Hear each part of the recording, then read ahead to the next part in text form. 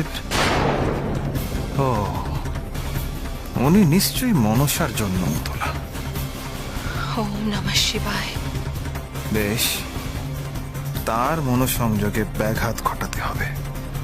ওম নমঃ শিবায়। ওম নমঃ শিবায়। ওম নমঃ শিবায়। ওম নমঃ শিবায়। এই সাজ? ওম নমঃ শিবায়।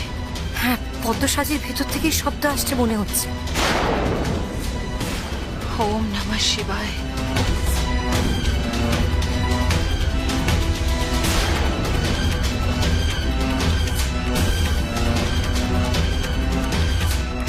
ওম নমঃ শিবায়।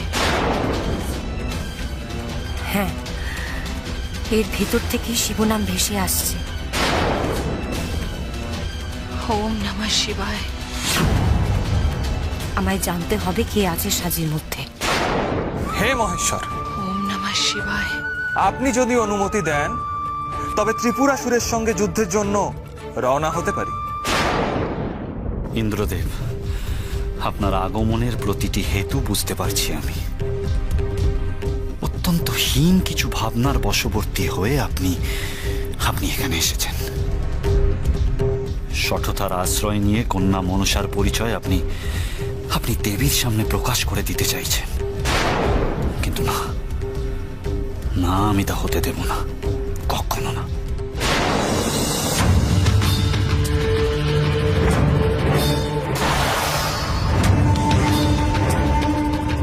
আমি অকারণে ত্রিপুরেশ্বরের হত্যা করব না দেবরাজ।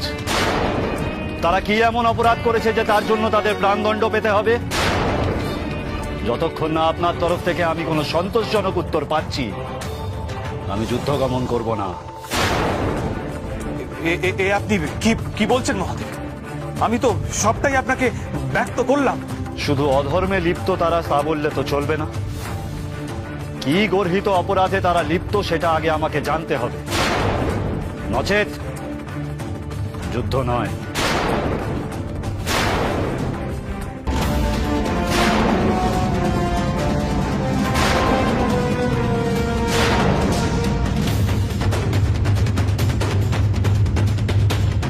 ওম নমঃ শিবায়। ওম নমঃ শিবায়। ওম নমঃ শিবায়। ওম নমঃ শিবায়। ওম নমঃ শিবায়। ওম নমঃ শিবায়। ওম নমঃ শিবায়। ওম নমঃ শিবায়। ওম নমঃ শিবায়। ওম নমঃ শিবায়। কন্যা বারবার কাতরভাবে আমায় স্মরণ করছে, তার ডাক আমি উপেক্ষা করি কি করে? এবার তো না গেলেই নয়।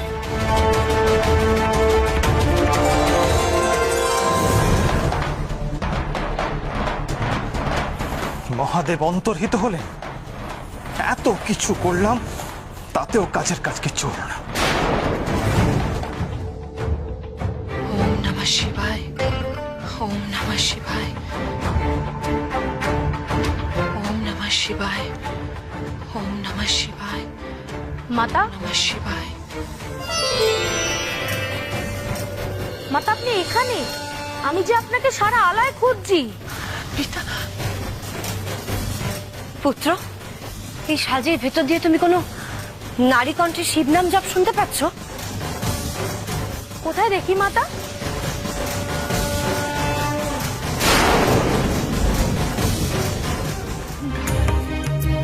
না তো মাতা, আমি তো কিছুই শুনতে পাচ্ছি না। শুনতে পাচ্ছ না? আমি যে স্পষ্ট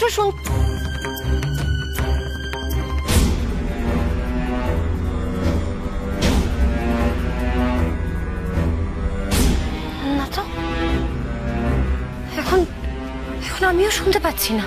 মাতা, আপনি পরম শিব ভক্ত, এই জগতের সবচেয়ে বড় শিব ভক্ত, তাই সর্বদা আপনি শিবনাম শুনতে পান। এখানে কেউ শিবনাম জপ করছে না। আমার যে বড় খিদে পেয়েছে মাতা, অনেকক্ষণ কিছু খাইনি। আমাকে কিছু খাদ্য দেবেন?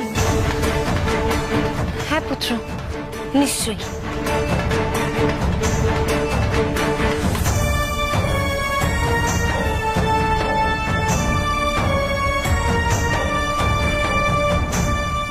পুত্র, এই সাজিতে হাত দিও না।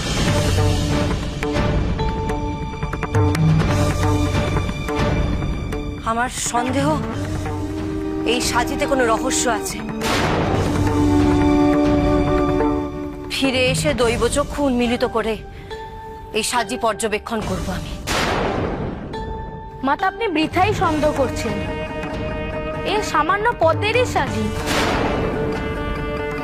তোমায় বলেছিলাম না পুত্র, কোনো কিছু সন্দেহজনক মনে হলে সেই সন্দেহ নিরসন না হওয়া পর্যন্ত আমি সম্পূর্ণভাবে বিশ্বাস করি না। আমাকে দেখতেই হবে।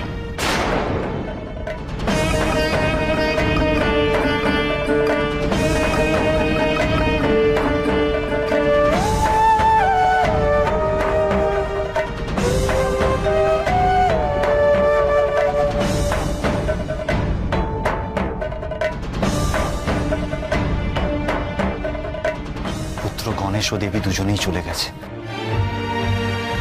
তোমাকে আর এখানে লুকিয়ে রাখা যাবে না কন্যা, প্রকাশ্যে আনতেই হবে তোমাকে। কিন্তু পিতা, ভ্রাতা গণেশ কি আমার শিব নাম জপ শুনতে পেয়েছেন? কারণ মাতা যদি শুনে থাকে তাহলে তো ভ্রাতা গণেশেরও শুনতে পাওয়া উচিত, তাই না? জানি জানি, এ এক বড় আশ্চর্যকর ঘটনা, কিন্তু সে নিয়ে আমি পরে ভাববো। আগে তোমাকে এই সাজি থেকে বের করতে হবে আমার, নচেৎ যে কোনো মুহূর্তে দেবী তোমাকে আবার সাজির মধ্যে দেখতে পারে। আমাকে আমাকে কোথায় নিয়ে যাবেন পিতা? আমার কি তাহলে আর এই শিবালয়ে থাকা হবে না? না না কন্যা, একদম না। তুমি শিবালয়তে আবার ফিরে যাবে, আমি তোমায় প্রতিশ্রুতি দিচ্ছি। পুত্রী হিসেবে তুমি আমার হৃদয়তে স্থান নিয়েছ। পুত্র গণেশ যেমন আমার কাছে প্রিয়, তুমি আমার কাছে ততটাই প্রিয়। কন্যা, তোমার যাতে কোনো বিপদ না হয় সে বিষয়ে নিশ্চিত হলে তবেই আমি তোমাকে শিবালয়ে ফিরিয়ে আনবো। আমি চাই না দেবী আমাদের দুজনকে ভুল বুঝুক। তুমি দেবী রোষের মাঝখানে পড়ো, আমি কখনোই চাই না। এখন কিন্তু আমাদের যাবার সময় হয়েছে, চলো আমরা প্রস্থান করি। এসো।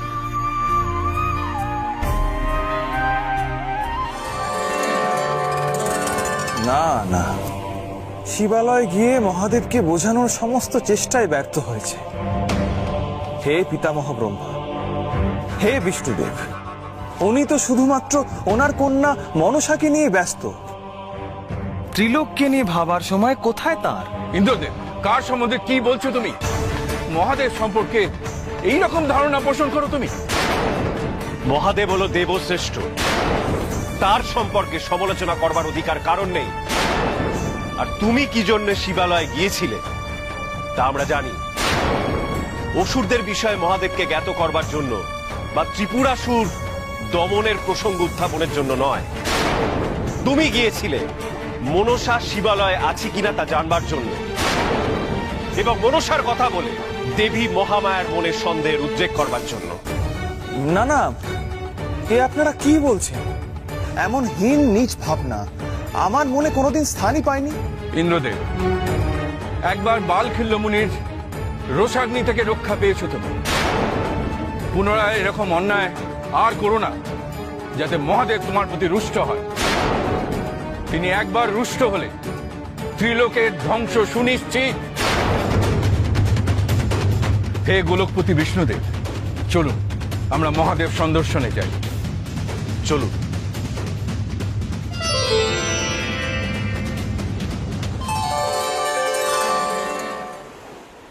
কন্যা, তোমাকে আমার কিছু কথা বলার আছে। না না, চিন্তিত হও না। শিবলোকে তুমি পূর্ণ সম্মানে স্থান পাবে, কিন্তু তার আগে আমায় দেবীকে মায়ার জালে সম্মোহিত করতে হবে, যাতে তার দৈবী চেতনা জাগরিত না হয়। কিন্তু পিতা, এভাবে কি সত্য গোপন করা সম্ভব? আজ যা ঘটলো তারপর কিন্তু আমার সত্যি খুব ভয় লাগছে পিতা।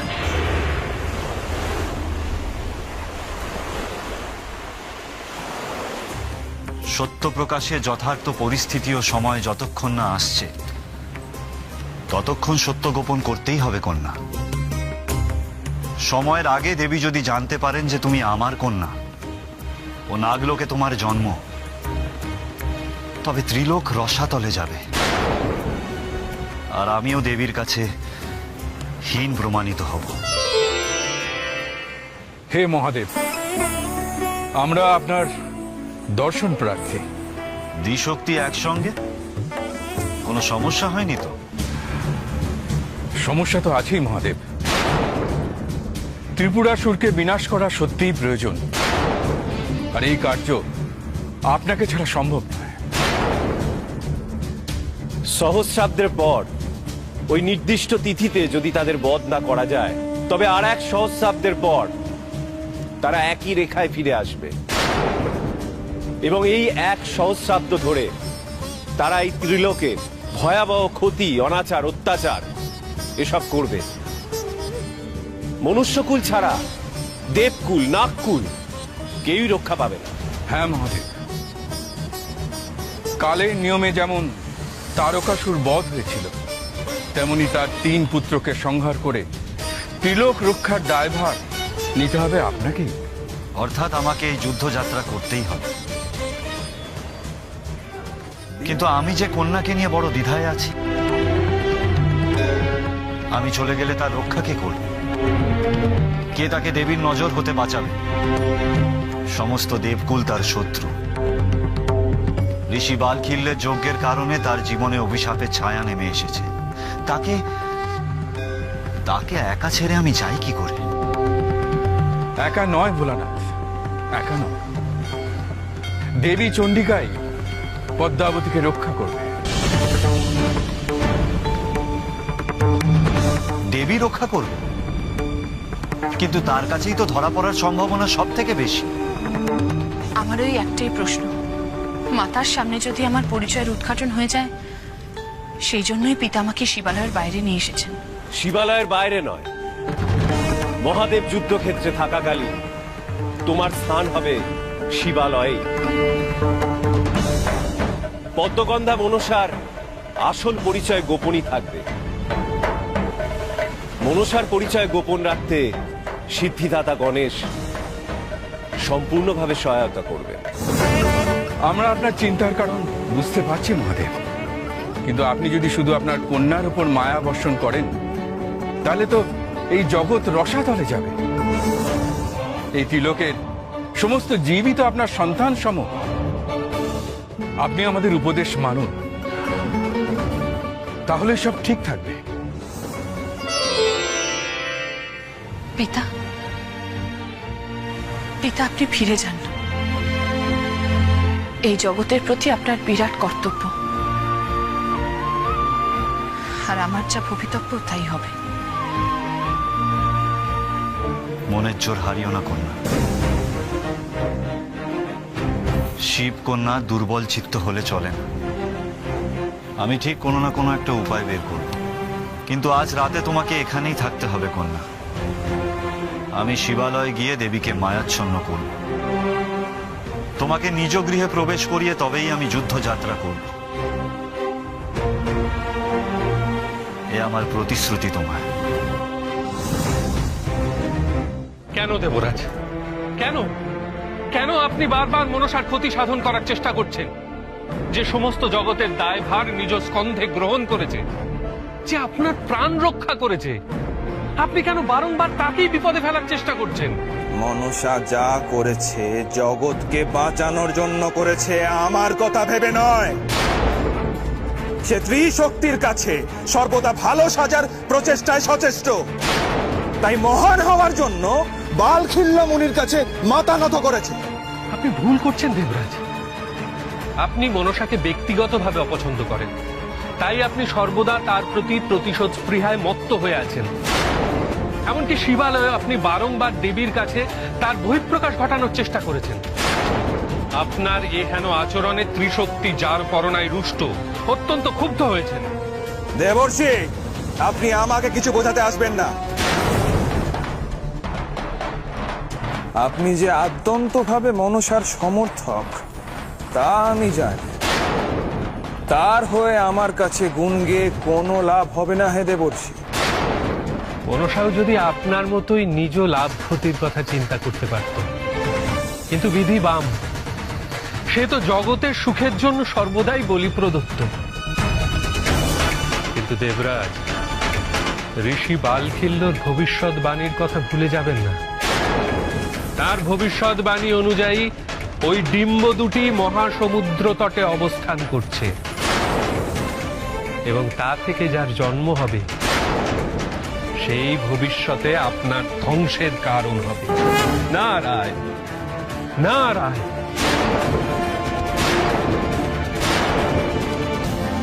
এর অর্থ কি দেবরাজ? সেই ঋষি আপনার ধ্বংসের বীজ বপন করছেন? সেই বীজ আমি সমূলে উৎপাটিত করব।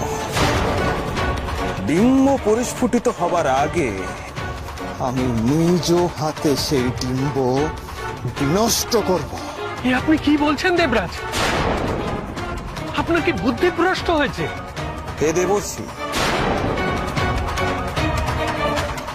নিজ শত্রুকে অঙ্কুরেই বিনাশ করা বুদ্ধিমত্তার পরিচায়ক, বুদ্ধিভ্রষ্টতার নয়। হে দেবশ্রী, আমাকে অনেক অপমান, অনেক তিরস্কার সহ্য করতে হয়েছে। সকলে বিস্মৃত হয়েছে যে আমি এই দেবলোকের রাজা। হে দেবরাজ, আমরা সকলে আপনার সাথে যাব, কারণ আপনার অপমান মানে সমগ্র দেবকুলের অপমান। আর যে আপনার শত্রু সে সমগ্র দেবকুলের শত্রু। না না, আপনারা এমন কার্য করবেন না। প্রাকৃতিক নিয়মে যার জন্ম হতে চলেছে তাকে বাধা দান অত্যন্ত অন্যায়। ন্যায় অন্যায় নিয়ে আপনাকে এত জ্ঞান দিতে হবে না দেবর্ষি। নিজ স্বার্থ রক্ষার সময় সকলেই ন্যায় অন্যায়ের ভেদাভেদ ভুলে যায়। আপনি অত কম অন্যায় কার্য করেননি নাকি সেগুলো জগতের মঙ্গলের জন্য? অন্যায়ই নয়। দেবগণ, আমরা এখনই মহাসমুদ্র তীরে যাত্রা করব।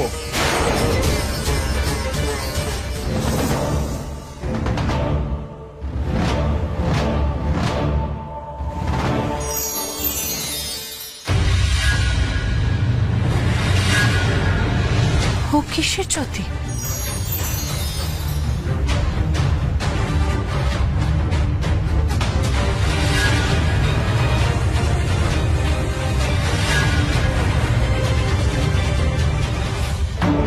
পিতা তো এই ডিম্ব দুটি এখানেই রাখতে বলেছিলেন, কিন্তু কবে এই ডিম্ব থেকে সে জন্ম নেবে? যার ভবিষ্যৎবাণী ঋষি বালখিল্য করেছিলেন, যে নাগেদেরও শত্রু হবে, আবার ইন্দ্রদেবেরও বিনাশ করবে। এই ঘটনা কি কোনোভাবে আটকানো যায় না?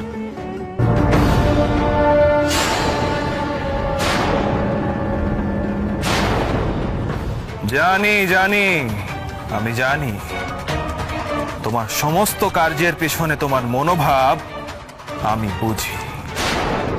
পিতা ব্রহ্মা, বিষ্ণুদেব, মহাদেবের কাছে তুমি সর্বদা ভালো সাজতে চাও।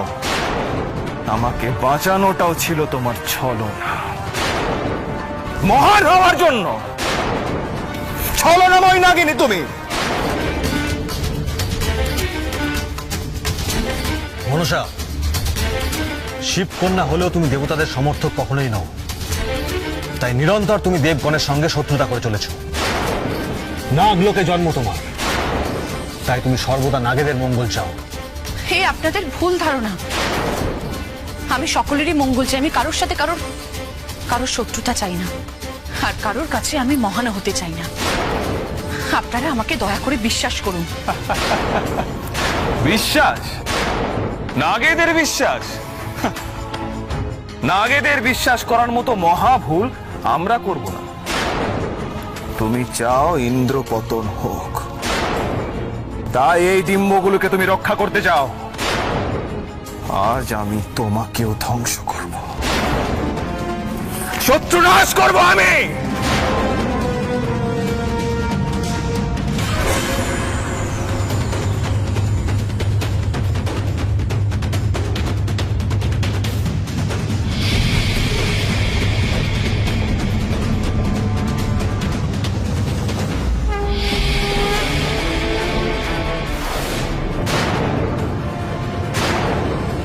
স্তব্ধ হও ইন্দ্রদেব।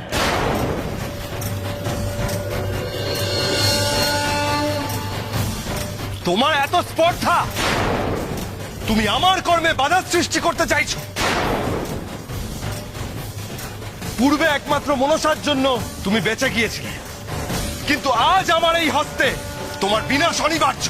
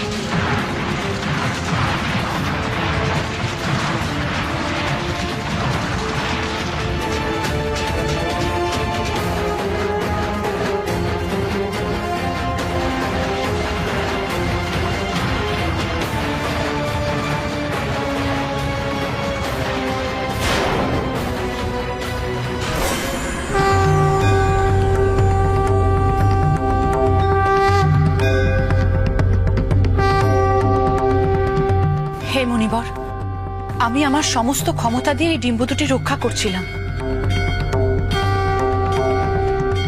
আমি দেখেছি মনসা, মনসা, আমি তোমার কর্মে প্রীত। পূর্বে তুমি মহৎ ত্যাগ করেছো, ভবিষ্যতে যদি তুমি কোনো বিপদে পড়ো তাহলে আমি তোমার পাশে থাকার চেষ্টা করব। এই যে বড়ই আশীর্বাদ স্বরূপ হে মুনিবর,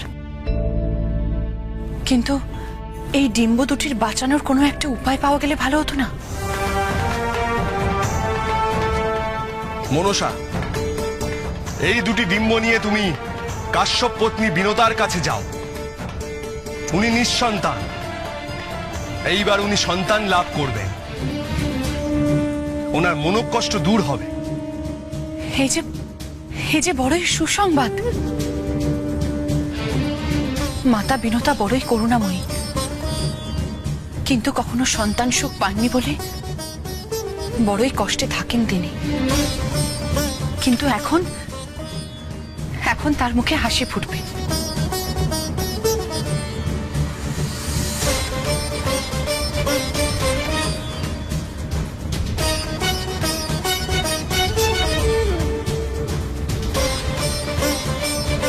মনসা, যাত্রাপথে বিপদ আসতে পারে,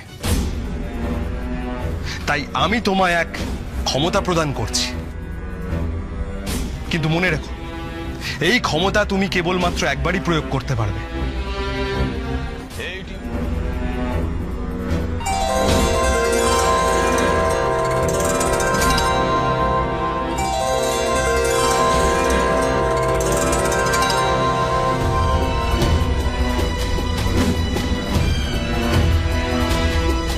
তোমার কল্যাণ হোক।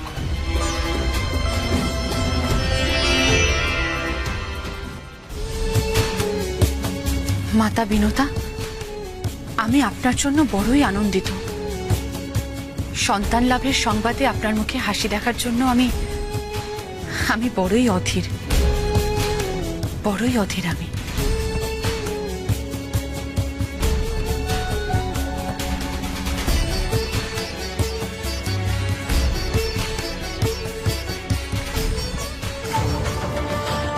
আমি বড়ই অস্থির পদ্মনাগ।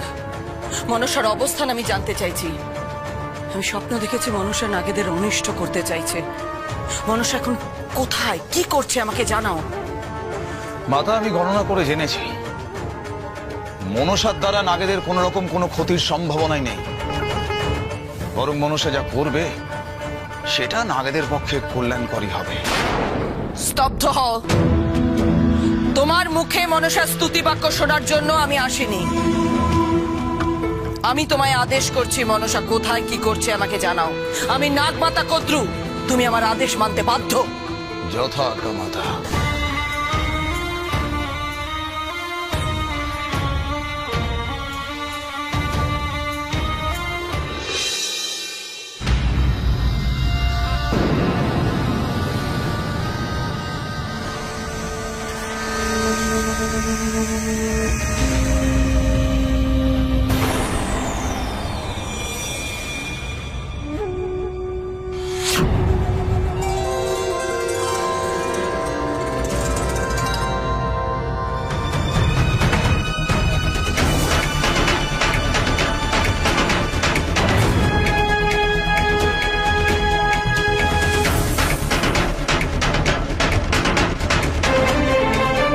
যাচ্ছে মনসা? ওর ওর হাতে ওই ডিম্ব দুটি কিসের? তা তো জানি না মাতা, তবে গণনা করলে জানা যাবে। এখনই গণনা করো।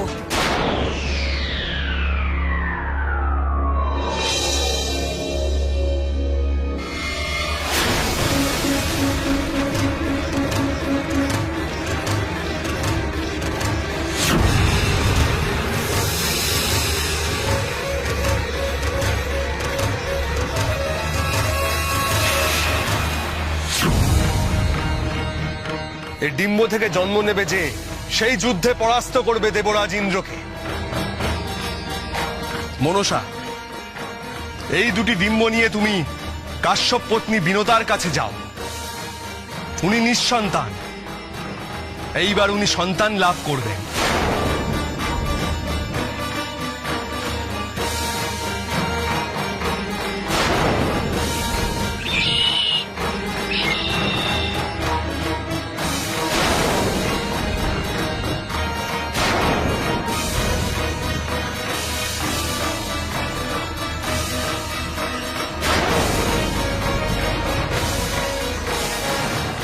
কি দেখলে পদ্মনাগ? মাতাই ডিম্ব দুটো আমাদের নাগলোকের পক্ষে শঙ্কার কারণ।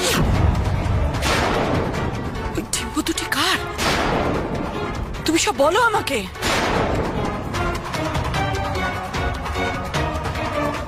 এই ডিম্ব থেকে জন্ম নেবে মহা শক্তিশালী গরুর। মাতা বিনতা সন্তানবতী হবেন, আর গরুর তার সন্তান হবে। কালক্রমে গরুর নাগেদের সব থেকে বড় শত্রু হিসেবে পরিণত হবে, আর নাগেরা গরুরের শক্তির সাথে পেরে উঠবে না। নাগ লোকে এক শত্রুর জন্ম হতে চলেছে, আর সে জন্মাবে তোমারই বিমাতার কোলে।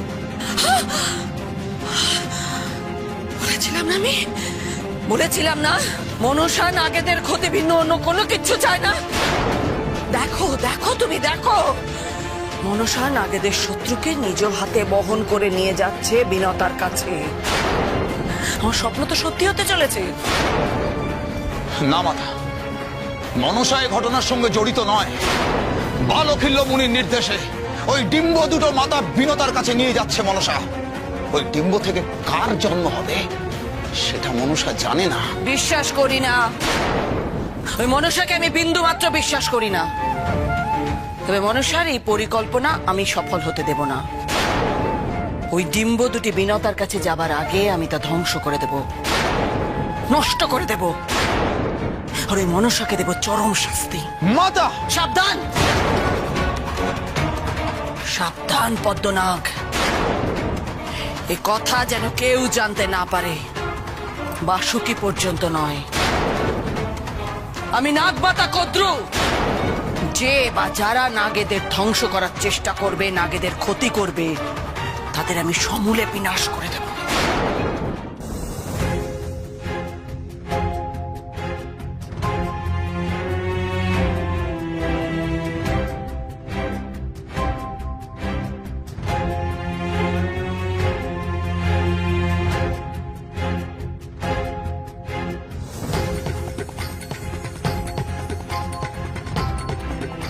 কন্যাকে একা রেখে এলাম সমুদ্র তীরে। কখনো আমার কোনো সিদ্ধান্তের বিরোধিতা করে না কন্যা। মুখে মুখে একটা না পর্যন্ত নেই, অথচ আমি তাকে সামান্য শান্তির আশ্রয়টুকু দিতে পারছি।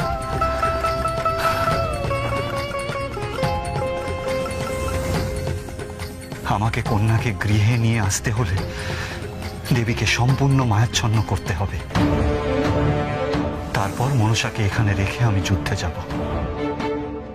শুক্ল পঞ্চমী তিথিও আগত প্রায়।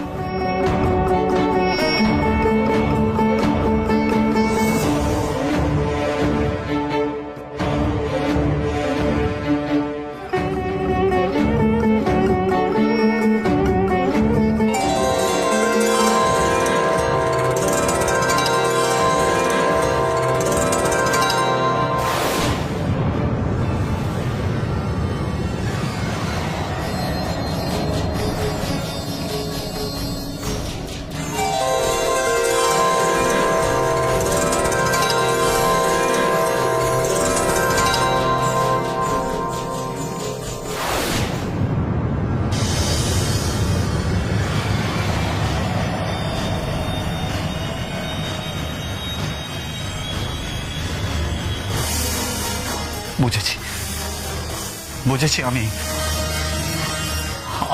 আমার কন্যার জন্য মন এতটাই দুর্বল যে আমি কিছুতেই মনোসংযোগ করতে পারছি না। আমার মায়া শক্তি কাজ করছে না। আমি জানি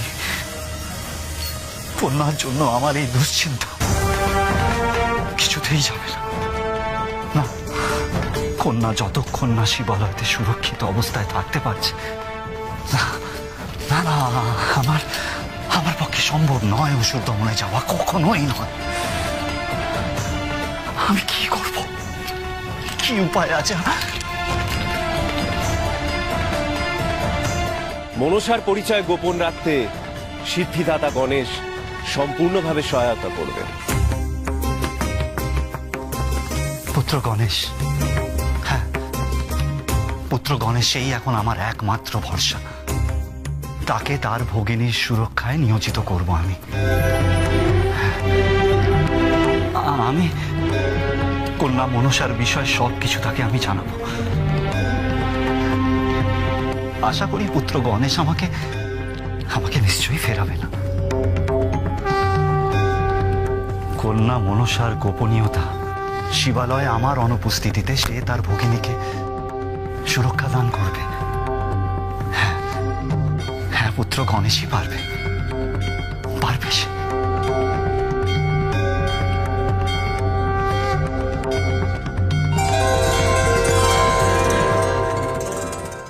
আমাকে যত দ্রুত সম্ভব মাতা বিনতার কাছে পৌঁছাতে হবে, কিন্তু পথমধ্যে আবার না কোনো বিপদ উপস্থিত হয়।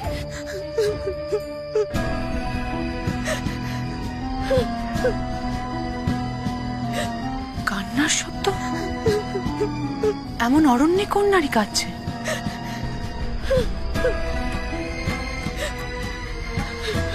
এই দিক থেকেই তো আসছে আওয়াজটা।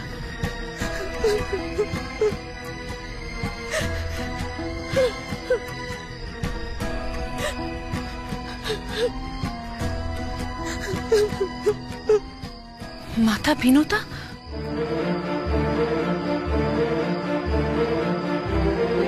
কি হয়েছে? কি আপনি এখানে বসে কাঁদছেন কেন?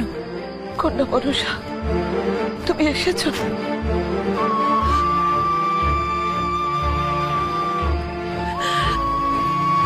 কন্যা মনসা, আমি আর বাঁচতে চাই না, এই জীবনে আমি বিতশ্রদ্ধ হয়ে গেছি। মাতা, আপনি এসব কি বলছেন?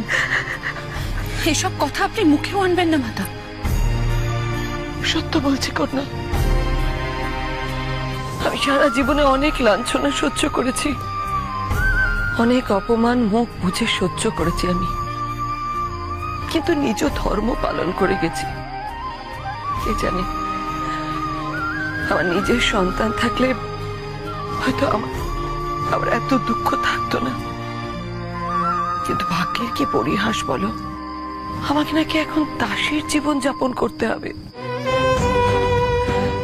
ভগিনী কদ্রুর দাসী, তাই আমি ঠিক করেছি এই জীবন আমি রাখবো না, কিছুতেই রাখবো না, আমি আত্মঘাতী হব। মাতা, এমন অশুভ ভাবনার মনে স্থান দেবেন না।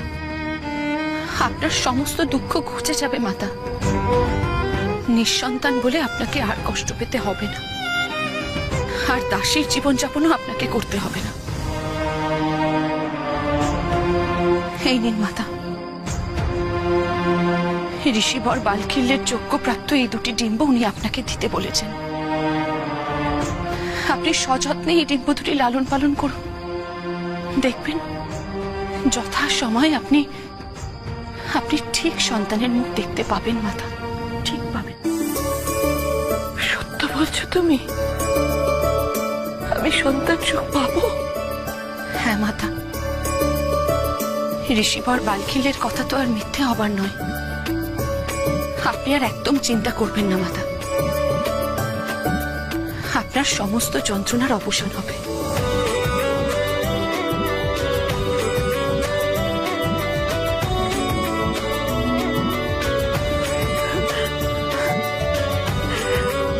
তোমার ঋণ আমি সারা জীবনে ভুলবো না।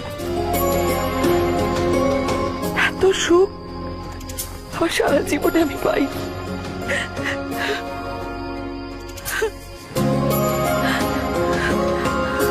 আর কাঁদবেন না মাতা।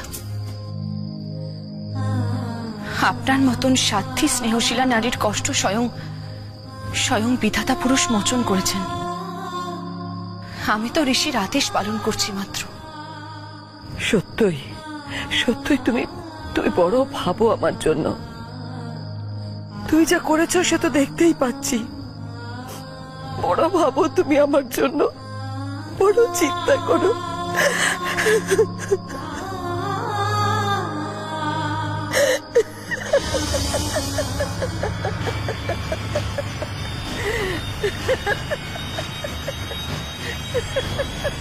মাতা, আমি শুধু আজকে ঋষি বালখিলের আদেশ পালন করছিলাম মাত্র। আমি নাগমাতা কদ্রু, আমার বংশের ওপর এতটুকু বিপদের ছায়া আমি আসতে দেব না। প্রয়োজন পড়লে নিজেই শত্রু দমন করব। এই ডিম্ব আজ আমি বিনষ্ট করব। ঋষি বালখিল, আপনি আমার সহায় হন।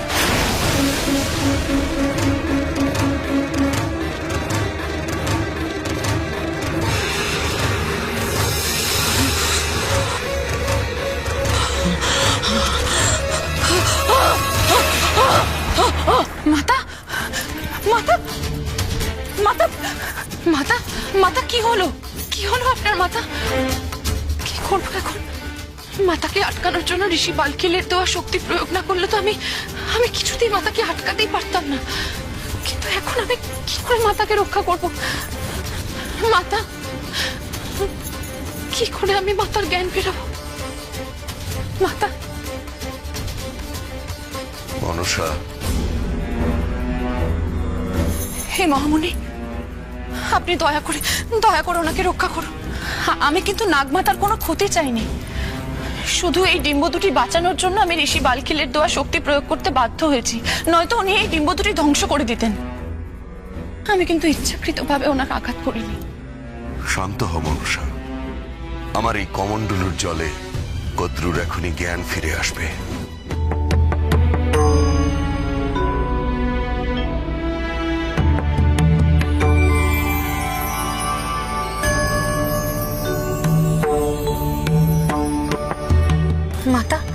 মাতা, আপনি ঠিক আছেন তো?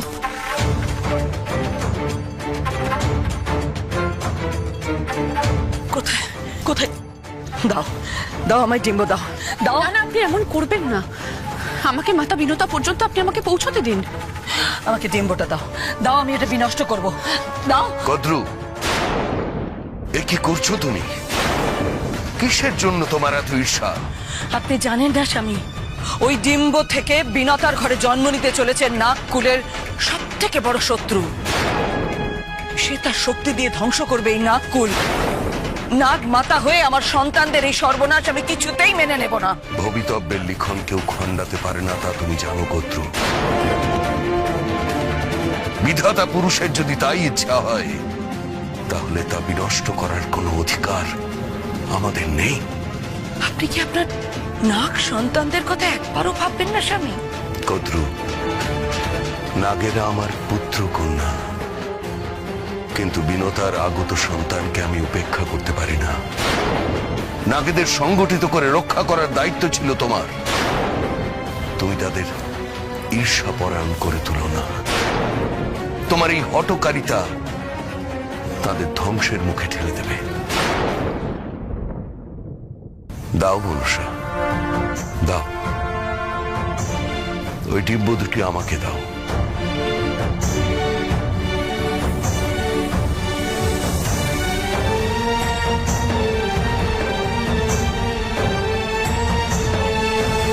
হে শিবকন্যা, তুমি এক অসাধ্য সাধন করেছ।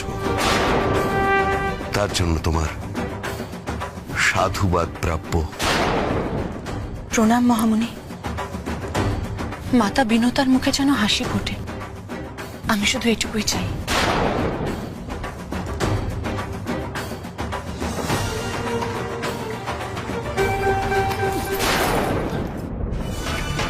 ইন্দ্রদেবকে বাঁচানোটা তার মানে পুরোটাই তোমার পরিকল্পনা, যাতে যোগ্য ফল হিসাবে ওই ডিম্ব উৎপন্ন হয়। আর আর সেই ডিম্ব ইচ্ছে করেই তুমি বিনতার ঘরে দিয়েছো, যাতে তার ঘরে নাগলোকের শত্রুর জন্ম হয়। ছি ছি ছি ছি ছি ছি মনসা, ছি। আমি তোমায় অভিশাপ দিচ্ছি, তুমি সারা জীবনে কখনো কারোর ভালোবাসা পাবে না।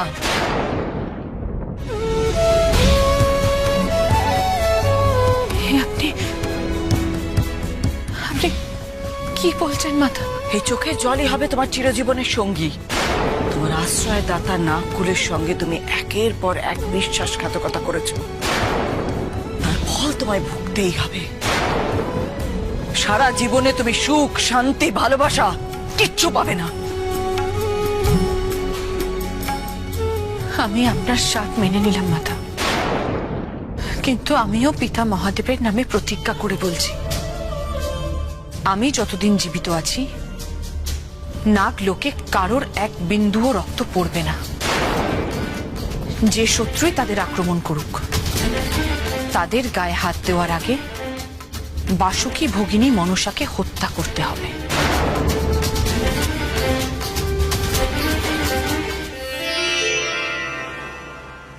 পিতা, আমরা মহাসমুদ্র তীরে কেন এলাম? তোমার সাথে আমার বিশেষ প্রয়োজন আছে পুত্র, কিছু কথা বলার আছে তোমার। হ্যাঁ পিতা, বলুন।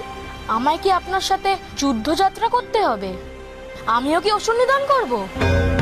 না পুত্র, তোমার এখানে থাকাটা বেশি প্রয়োজনীয়।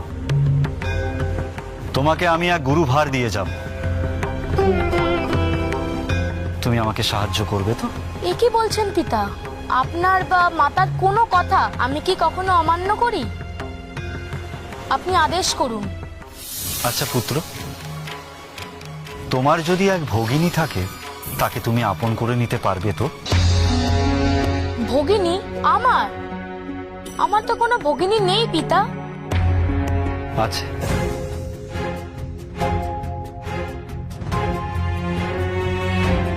যার পরিচয় তুমি বা মাতা কেউ জানে না। তোমার আর সর্পকুলের মধ্যে উপস্থিত হয়ে যে বেদিনী যুদ্ধ থামিয়েছিল, সেই তোমার ভগিনী পুত্র, শিব কন্যা মনসা। আপনার কন্যা? কিন্তু মাতা তো কখনো বলেনি আমার কোনো ভগিনী আছে। তার জন্মের কথা তোমার মাতাও জানেন না। শিব কন্যা হলেও তার জন্ম নাগলোকে। নাগেদের সমস্ত গুণাগুণ থাকা সত্ত্বেও তার ভাবনায়, চিন্তায় ও কার্যে যথার্থই সে শিব কন্যা। সে যেমন নাগেদের ওপর দেবতাদের আকস্মিক আক্রমণ রোধ করেছে, তেমনি ঋষি বালখিল্য মুনির যজ্ঞপ্রাপ্ত সমস্ত জ্বালা যন্ত্রণা সে নিজের ওপর নিয়ে ইন্দ্রপতন রোধ করেছে। আর তোমার ও সর্পকুলের মধ্যে যে আক্রমণ থামিয়েছে সেই বেদিনী, সে কথা তুমি নিজেও জানো পুত্র। এখন সে সর্বদা জগতের কল্যাণে সচেষ্ট, সে কখনো তার নিজের কথা ভাবে না। তবে আমার ভগিনী আমাদের সাথে কেন থাকে না পিতা? মনসা পরম শিব ভক্ত, তার চরম সাধনায় মুগ্ধ হয়ে আমি তাকে কন্যার স্বীকৃতি দিয়েছি। তাকে পদ্মগন্ধা করে আমি শিবালয়ে নিয়ে গেছি গোপনে।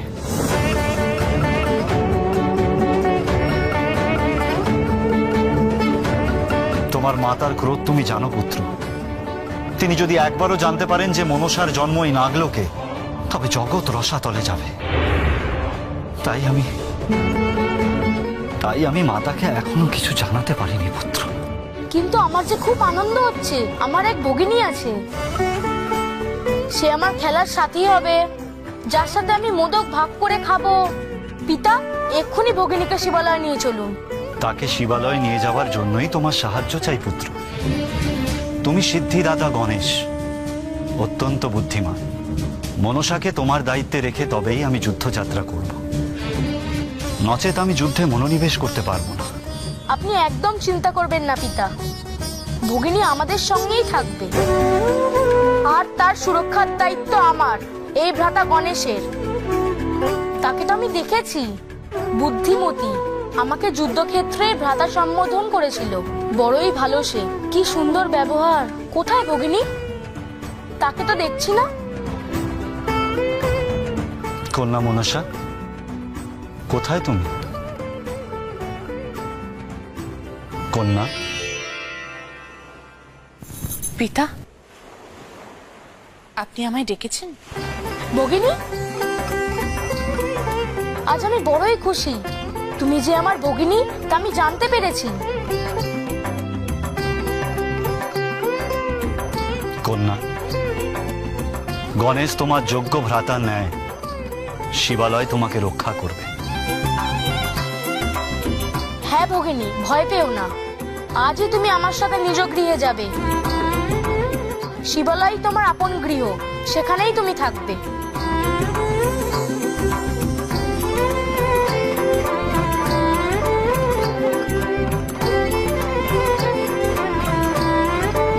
কন্যা, পুত্র গণেশের ওপর ভরসা রাখো।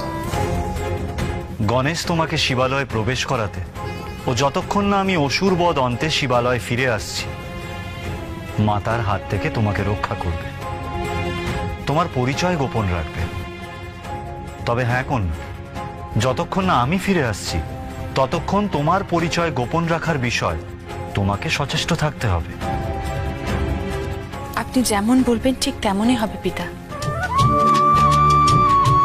ভ্রাতা গণেশের সঙ্গে আমি শিবালয়ে যাব, আর পরিচয় গোপন রেখেই আমি মাতার সেবা করব।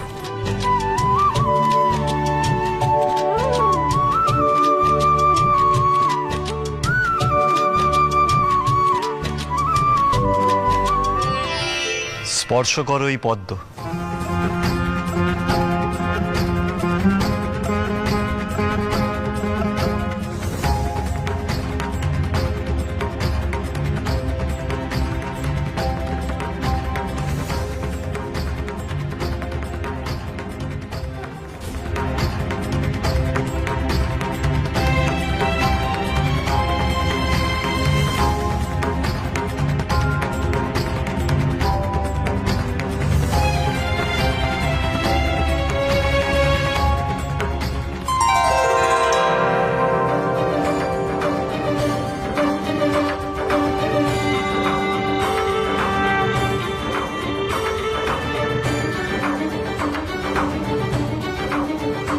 বাহ, আমার ভগিনীকে তো চমৎকার লাগছে।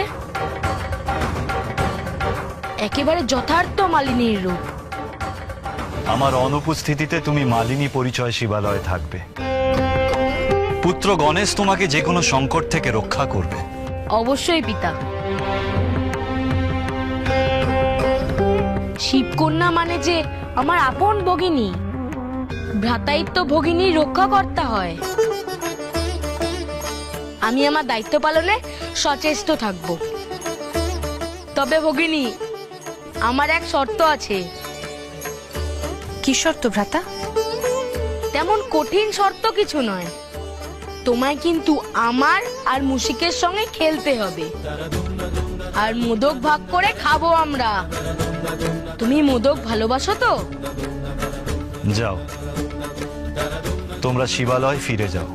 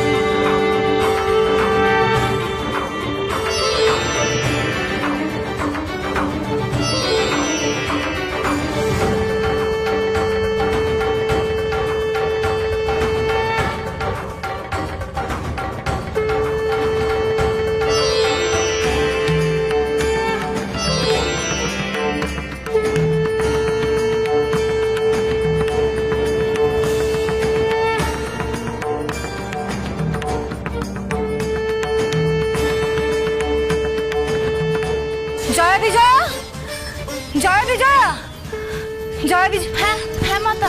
মঙ্গল শঙ্খ বেজে উঠলো, আমার কক্ষের সমস্ত প্রদীপ আপনা আপনি জ্বলে উঠলো। আমার আমার বড়ই অবাক লাগছে। হ্যাঁ মাতা, আমরাও অবাক হয়েছি। সমস্ত আলোয় প্রদীপ আপনা হতে জ্বলে উঠেছে, পদ্মের সুবাসে সমস্ত আলোয় ভরে উঠেছে।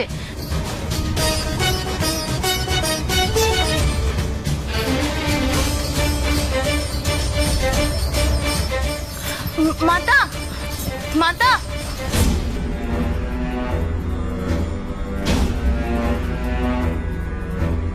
প্রণাম মাতা।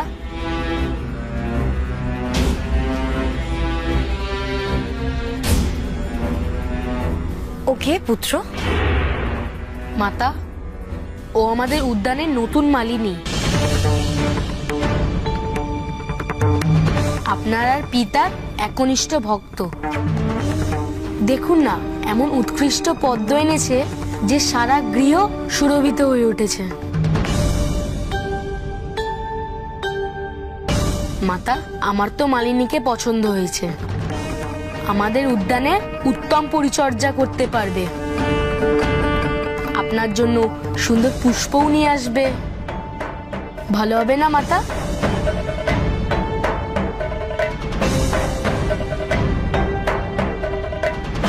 এই মালিনীকে তুমি কোথায় পেলে গণেশ? আমি আমি আমি ওই আলয়ের বাইরে এই পদ্মের ঝুড়ি দেখে আমার মনে হলো পিতা যুদ্ধে যাওয়ার সময় আপনি এই পদ্ম দিয়ে পিতাকে বরণ করলে পিতা আনন্দ পাবেন। দেখুন না, পদ্মগুলো দেখুন।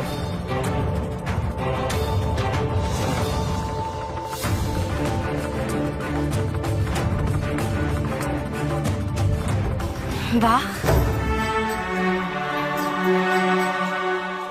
এ তো অতি উত্তম পদ্ম।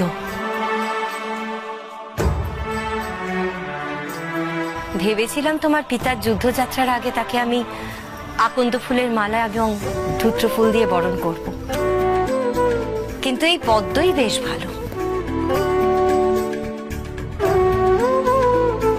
মাতা আমায় চিনতে পারেননি, কি যে দুশ্চিন্তায় ছিলাম।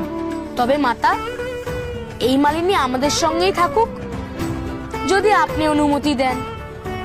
মাতা, মাতা, আমি আপনার সেবা করতে চাই মাতা। আপনি আমায় যা আদেশ দেবেন আমি আমি অক্ষরে অক্ষরে পালন করব। বেশ, তুমি এখানেই থেকো।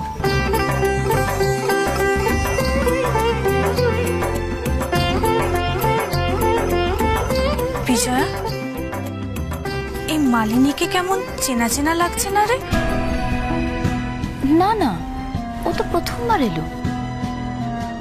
মাতা, মাতা বলছিলাম, একজন অজানা অচেনা কাউকে কি এই গৃহে স্থান দেওয়াটা ঠিক হবে? কোনো বিপদ হবে না তো?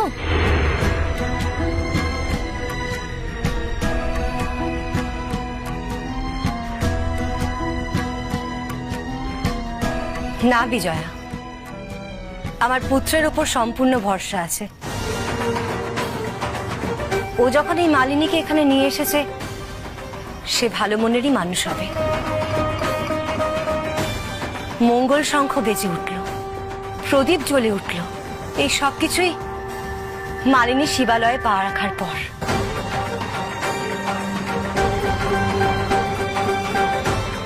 সুতরাং এই মালিনী শুদ্ধ মনের সৎ কন্যা। ও এখানেই থাকবে এখন থেকে।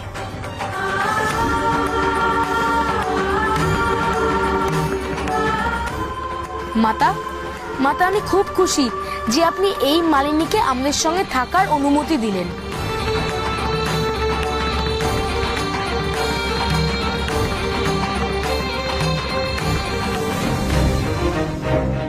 আমি ভগিনীর রক্ষার্থে সত্য গোপন করলাম মাতা, আমার অপরাধ নেবেন না।